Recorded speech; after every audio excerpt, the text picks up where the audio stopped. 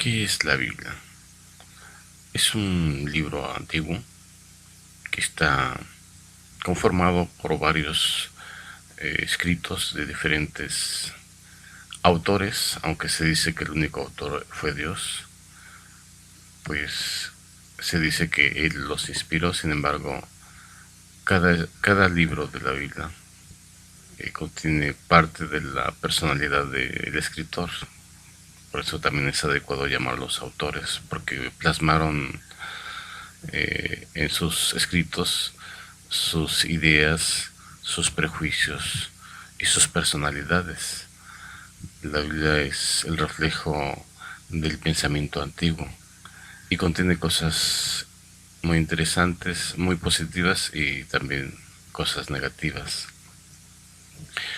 La primera parte de la Biblia es el llamado Pentateuco, que originalmente se le conoció como la Torá, la ley, y que después se dividió en 5 partes y se le conoció como Pentateuco, que son los libros que actualmente contienen los primeros 5 libros: Génesis, Éxodo, Levíticos, Números y Deuteronomio. Después vienen los libros históricos, los libros proféticos, los libros poéticos, los profetas menores, y allí termina lo que se conoce como las escrituras hebreas, lo que los hebreos conocían como sus libros sagrados. Y la primera vez que se le menciona Biblia, la expresión Biblia, fue por el escritor Macabeos en su libro de Macabeos.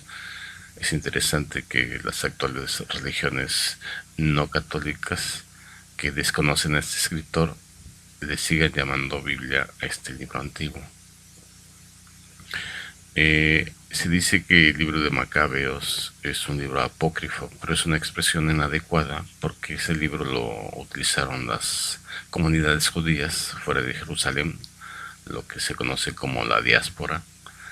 Fue utilizado ese libro y ellos eran muy estrictos en cuanto a lo que aceptaban como literatura sagrada. Así que no es apropiado llamarlo apócrifo. Apócrifo significa de dudosa procedencia.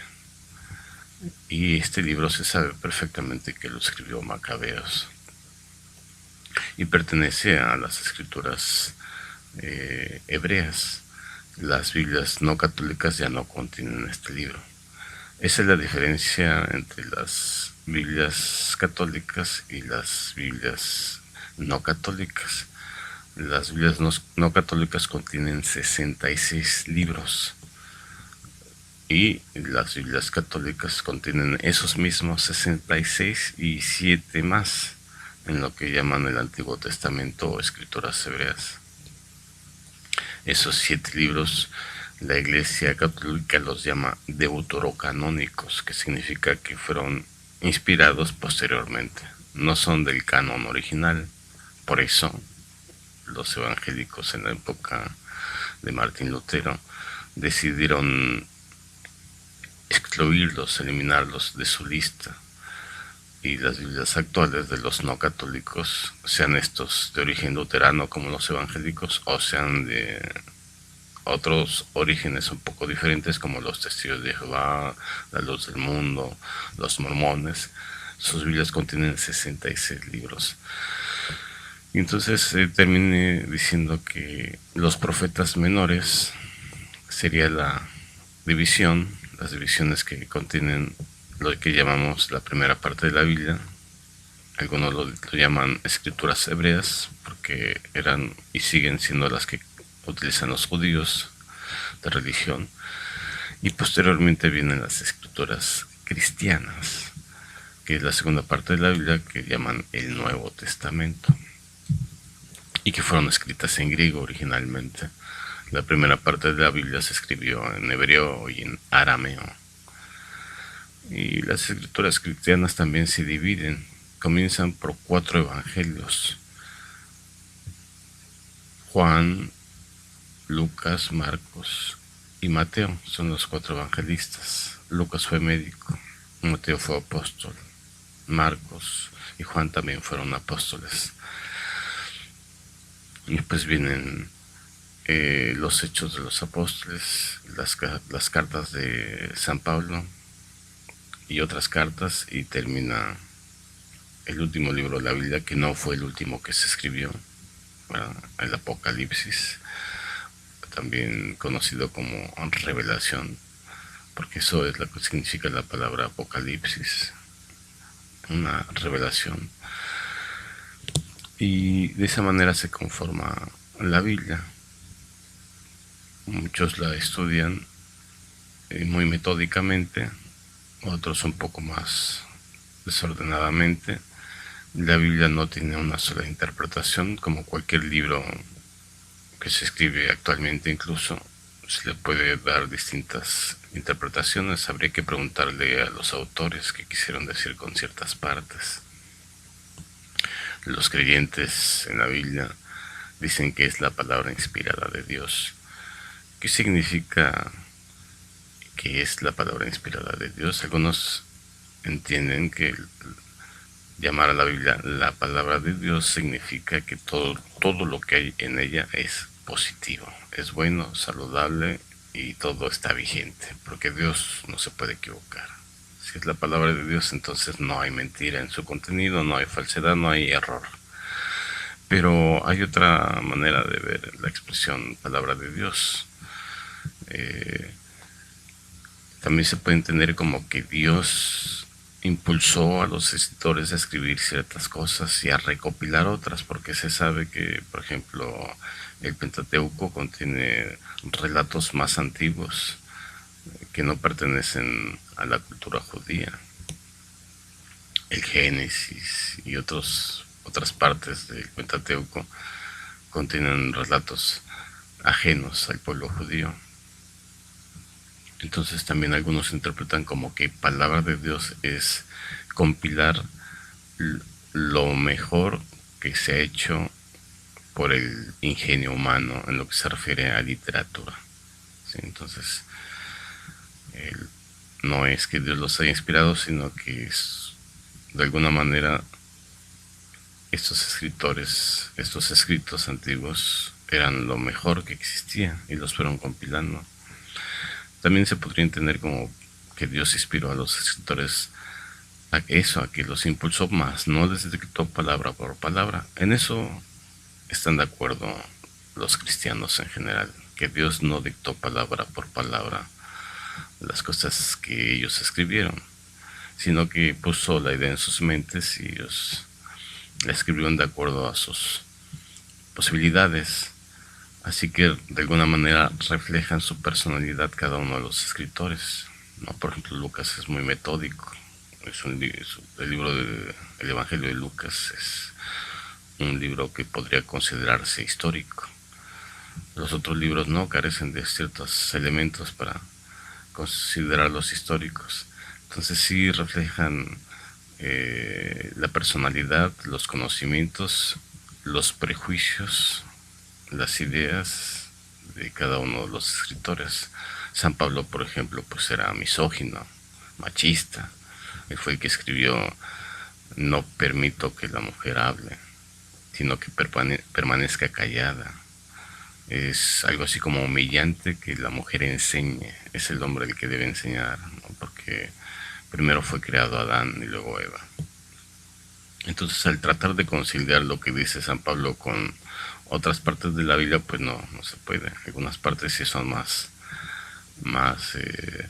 condescendientes con las mujeres. Por ejemplo, los evangelios muestran a un Jesucristo que no hacía distinción entre hombres y mujeres, aunque sí tuvo 12 apóstoles, pero tenía muchas seguidoras. Y actualmente la Iglesia Católica reconoce a Magdalena como una de las mujeres que se podrían llamar apóstol, la apóstol de los apóstoles. Así lo reconoce la Iglesia Católica. Esto es algo que poca gente sabe. Incluso muchos católicos no lo saben. Pero sí, es así. La Iglesia reconoce a María Magdalena como un personaje muy especial dentro de la vida de Jesucristo. Y Jesucristo, pues cuando uno lee los evangelios se da cuenta que se dirige a las mujeres igual que a los hombres. No hacía distinción. La primera vez que él se identificó a sí mismo como el Mesías fue con una mujer. Nunca antes le había dicho a nadie, yo soy el Mesías. Pero en aquel relato que se encuentra en los evangelios, donde se acerca una samaritana y la samaritana dice que están esperando a aquella persona de la que hablaron los profetas, Jesucristo les dice claramente, yo soy ese que esperan. También cuando resucitó, a las primeras a las primeras personas que se les manifestó ya resucitado, según los evangelios, fue a las mujeres. A la primera, a María Magdalena, y posteriormente a las mujeres. Y le dio la orden, vayan y digan a los hombres. En esa pequeña parte en que Jesús le dice a María Magdalena que vaya e informe a los hombres, se puede interpretar que él le está diciendo a ella que instruya a los hombres, que les enseñe a los hombres, les avise, les diga que él está vivo, que ya resucitó. Eso contradice la postura de San Pablo, que dice, no permito que la mujer hable ni que enseñe, es una vergüenza para el hombre que ella enseñe. Entonces ahí se ven los prejuicios de los escritores bíblicos. Y en otras porciones que uno lee en la Biblia se pueden percibir las ideas antiguas que ahora son inaceptables, ¿no? Como Lot, que era un hombre justo y embarazó a sus 2 hijas solo porque lo emborracharon. Esa es la justificación. ¿Qué hombre borracho de la actualidad podría ser no condenado solo porque supuestamente no sabía lo que hacía porque estaba drogado o borracho? Pues no. Pero en la Biblia sí se dice que a pesar de eso Dios consideró a Lot justo.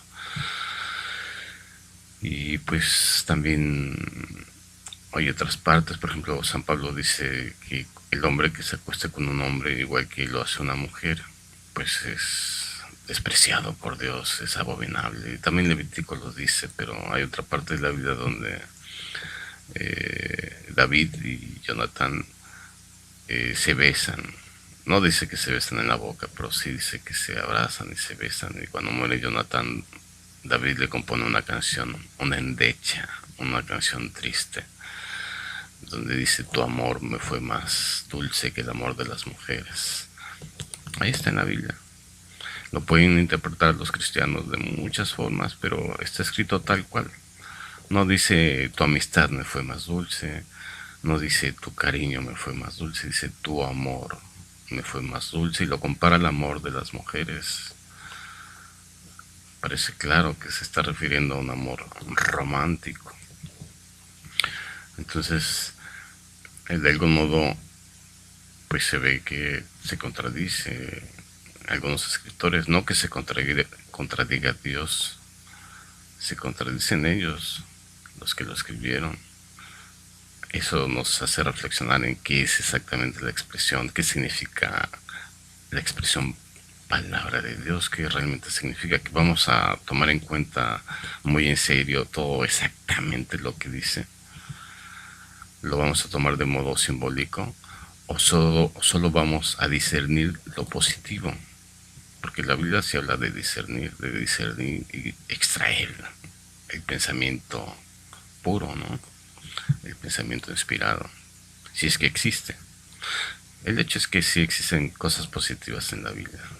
El libro de los Proverbios, que contiene valores, principios, las enseñanzas de Jesús, ¿no?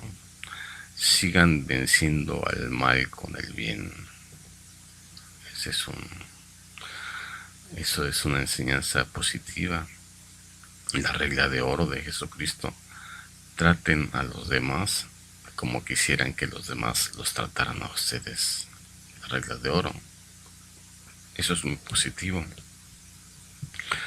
Y otras cosas que dijo: ámense los unos a los otros. Entonces, sí hay cosas positivas en la Biblia, pero también hay prejuicios reflejados. Mientras Jesús sí consideraba a las mujeres dignas y confiables para que enseñaran, San Pablo no. Digan lo que digan, pueden argumentar miles de cosas, que hay que ver todo lo que dice la Biblia. Pues sí, hay que ver todo lo que dice, pero no para intentar armonizar un solo pensamiento, sino para reconocer que dentro de todos esos pensamientos existe una idea positiva, una idea acertada. Esa es mi opinión. De la Biblia no la considero literalmente la palabra de Dios, pero sí considero que es un libro interesante.